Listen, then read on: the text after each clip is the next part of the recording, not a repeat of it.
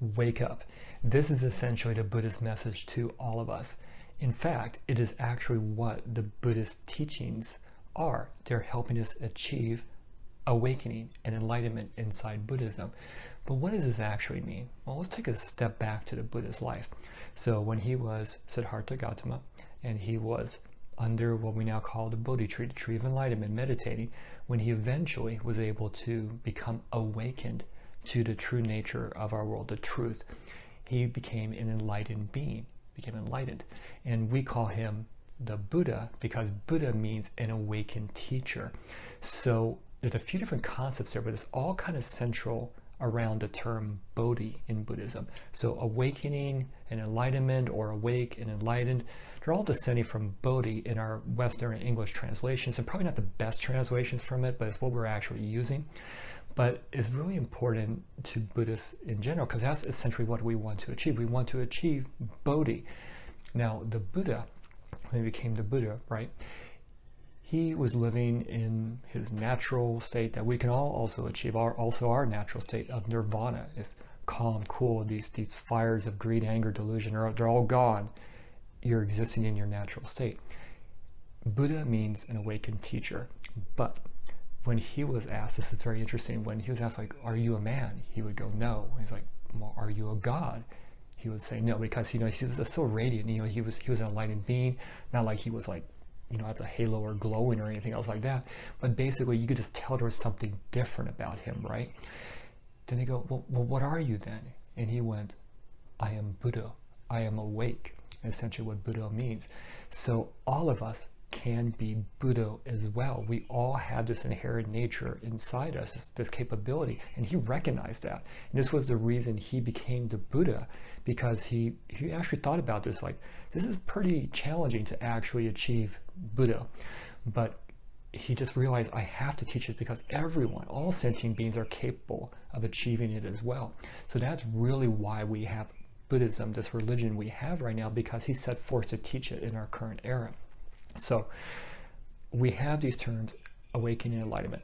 And in some ways, they're a bad translation or bad, probably not the best way to explain Bodhi, but they're actually great in another way. So kind of think about it this way, whether you're asleep or you're a blind person, for example, you're not able to really see, obviously, what's going on around you. So you make a lot of assumptions, your perceptions could be off, right? So when you're awake, just imagine your eyes opening. Oh, I can now see what's actually around me. I can actually see what this is and that is, right? Same thing with awakening. You're awakened to the true nature, the truth of our world. And so I'm going to talk about that in a second. And then, when you see this truth, that's one part. But then you also have to become an enlightened being, right? So seeing that truth can fundamentally change you, change your mindset, right? So now the way you interact, the way you actually exist in the world is different. So it's really hard to really talk about these concepts because I'm not an enlightened or awakened being, right? So, and you're probably not either, and we probably don't have any in this particular world right now to that level. So the only ones who can really probably explain this to us would be them. But even then, it's almost impossible to explain what enlightenment actually is. So we're all going to be talking about this intellectually. So it's something to be experienced, not necessarily talked about intellectually. So what is this truth that we're awakening to? So there's different concepts and different teachings in Buddhism that you're probably already aware of, but the most fundamental of it is that we do not have a permanent, unchanging, independent self. So it's a teaching or a concept we call no self or non-self inside Buddhism. So what the Buddha is actually teaching us is how to break down, eliminate, remove this false belief in a permanent, unchanging, everlasting, independent self, however you want to define it, because that's the false concept. Because when we have that, as you've learned before, we're clinging and craving to things to kind of support this belief. In Mahayana Buddhism, it's even further, like all phenomena, we believe, do not have a permanent, unchanging, independent self. And so all these concepts, what we're saying is, because we believe things are permanent, unchanging, and independent, when things happen, we have dukkha, that suffering and unsatisfactoriness, right?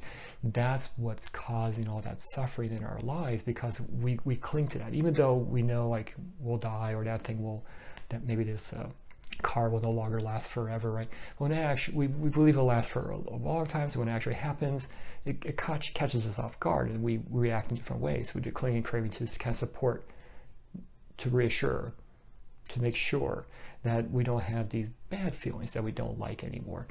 And that just perpetuates this cycle of rebirth. And so we're in this existence called samsara, the cycle of rebirth, which is not satisfactory. It is dukkha.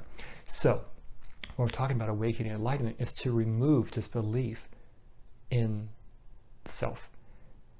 That is the problem. It's not saying that you and me do not exist right now. We obviously do, but we are a temporary grouping of things dependent on conditions to arise and fall. So when we are aware of that fundamental concept that there is no independent, unchanging, independent self, we see that we're awakened to that, we become enlightened. And thus, we're actually able to change. Now, we're no longer clinging and craving. The three poisons of greed, anger, delusion are gone. So now how we interact is totally different. So Buddha, calm, blew out those fires. You're in your natural state of nirvana. And as a enlightened being, you're existing in a different way. And we saw that was the Buddha and his enlightened followers. We see that was bodhisattvas. So they are no longer generating karma that keeps them in the cycle of rebirth. It's called karma without outflows. So it's no longer just wholesome or unwholesome karma or neutral karma. It's karma without outflows. And this is the karma of an enlightened being. And so that's why we see the Buddha and his followers get to that level or very close to that level, because they became awakened and enlightened. So can we achieve that as well? Yes, we can all. The Buddha saw this upon his enlightenment, his awakening, however you want to define it.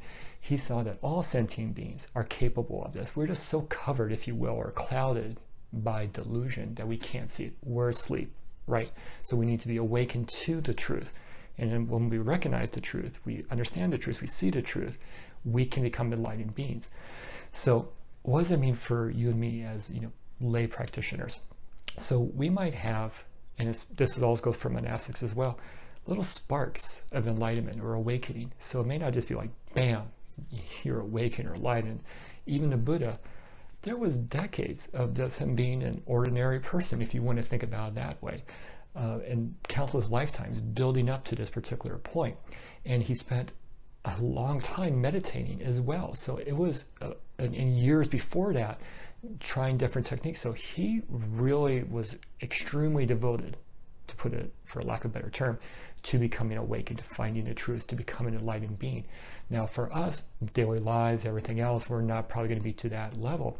So we might get sparks of enlightenment or awakening as we maybe understand a sutra, a sutta, or understand a Buddhist concept, or through meditative concentration, through meditation or chanting or whatever the case might be. We get these sparks of enlightenment or awakening to reveal that we do not have a permanent, unchanging, independent self that doesn't exist. We are impermanent. We are always changing, and we are dependent on causes, conditions, other things to exist and to arise and fall. When we start to realize that, we're breaking down this veil, this belief, this covering, whatever, of delusion, and that gets us closer to full awakening, full enlightenment. But we're probably going to have these little pieces there, and then over time, that helps us get to that big part. Now, what happen in this current existence or not, we don't know. So as daily practitioners, all we can do is continue on the path as best as we can, with as much determination and faith and effort as we possibly can. And the Buddha gave us the plan for that, the Noble Eightfold Path, and many other Buddhist teachings as well throughout the traditions. Definitely find a Buddhist tradition, temples, and they're going to have ceremonies. They're going to be Dharma services, there's going to be meditation, there's going to be chanting, there's going to be sutra recitation, copying, everything. There's going to be different things to help you along the path. So even if you do not get this gigantic awakening and enlightenment, you are changing yourself. You are getting closer and closer and closer to awakening and enlightenment.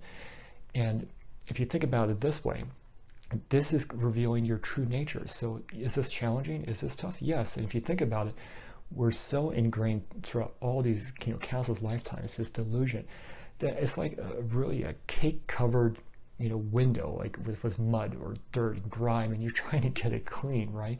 It's going to take a while. It's going to take effort. If you just give up, like, that's just too much effort, then you're just not going to see, you're not going to exist, in your true nature of nirvana. So can you get that clean? Yeah, you absolutely can. Can you get that dirty mirror clean to reveal your true nature? Yes, you can. So it's all very possible. It just takes dedication and effort. So that's why Buddhist daily practice is very structured in a lot of ways for especially lay practitioners. It's not meant to be extremely difficult to do or extremely easy to do, although it could be, but the goal is to be continuous in your particular effort, because you can be clean it very hard sometimes in, for example, a retreat or something like that, or slowly throughout a daily practice, but you're continuously cleaning that window or that mirror, whatever you want to call it, to reveal your true nature. And that allows us to become awake. I can finally see that this concept I've heard about in Buddhism so much, now I'm awakened to it, and thus I become an enlightened being. And even if you do not, again, become awakened or enlightened, you could also be, through your Buddhist activities and your temple, for example, helping others get to that point as well. So it's all very wholesome karma, very meritorious as well. So very quickly, on awakening and enlightenment, we're talking about the term Bodhi. And the Buddha used to say he was Buddho, which means awake, so that's what we're talking about there. But Buddha means an awakened being, an enlightened being, and a teacher that's helping us. And so we have one Buddha of every era who's following teachings we follow. And so Shakyamuni Buddha is our current Buddha of our era, and we have a future Buddha, and there was also past Buddhas as well. So it's not like we will always lose a Buddha's teachings. We will always have a Buddha when those teachings fall away, and so we will always find this path towards awakening and enlightenment with every era, thanks to these enlightened beings. Do you have any questions or comments about awakening and enlightenment, Bodhi? I'd like to hear from you in the comments below. Thank you.